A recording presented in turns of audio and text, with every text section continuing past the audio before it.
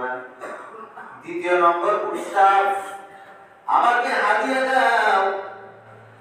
আব্বাস রাদিয়াল্লাহু তাআলা বললেন, আমিরুল মুমিনিন, আমি আপনাকে হাদিয়াও দিব না। তৃতীয় প্রস্তাব, হে আব্বাস, তুমি তোমার ঘরটাকে, জমিটাকে আল্লাহর জন্য মসজিদে নববীতে দিয়ে দাও। তাও দিব না।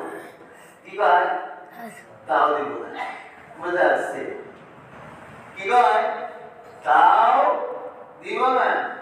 বলেন, ক্ষমতায় আমিরুল মুমিনিন ওমর ইবনুল খাত্তাব রাষ্ট্রনায়ক, সে প্রস্তাব করছে, সে অস্বীকার করছে। আমরা বলি যে এই প্রস্তাব যদি আমাকে কেউ করতো আর যদি অস্বীকার করতাম, তাহলে জান থাকতো? হ্যাঁ, জান থাকতো? আমার পক্ষে নাই, আমি মাটি মতো খুঁড়ে নিয়ে গেছি, ঘর তোর ভাইকে মতো নিয়ে গেছি। হ্যাঁ, আমার জায়গায় থাকো, আমার এলাকায় থাকো, হ্যাঁ, আমার উপরে তুমি কি করো, ক্ষমতাগিরি দেখাও। এরকম হয়েছে কি হয় না? হয় নাই? আছে, অবসর করছে। আছে, কোনো মাইকেল আছে? কোনো মাইকেল নাই, চলে যাচ্ছে। এটা তো দুনিয়া। এপার ভাঙ্গে ওপার করে, এই তো নদীর খেলা। সকাল বেলা ধরিতে তুই ফকির, সন্ধ্যা বেলা।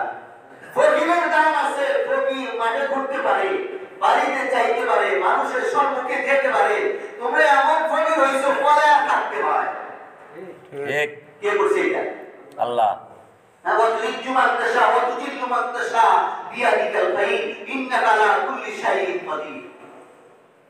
এই কারণে ক্ষমতা অল্প সময়ের জন্য।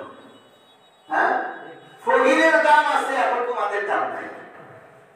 ফকির মানুষের কাছে ভিক্ষা করে খাইতে পারে, হাত পাততে পারে, সবার সাথে দেখা করতে পারে, এমনকি বিবির সাথে, ছেলের সাথে, মেয়ের সাথে একসাথে শুয়ে থাকতে পারে।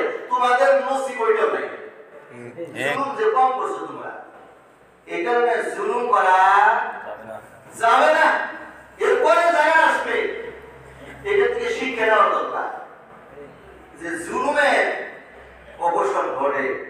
এখন আমরা অনেক আল্লাহর বান্দা আছি, এখনো কিছু হই নেই। যে দাপট, দাপটের ঠেলা তারে জ্বালা। আল্লাহ মাফ করুন। কি বলতেছিলাম?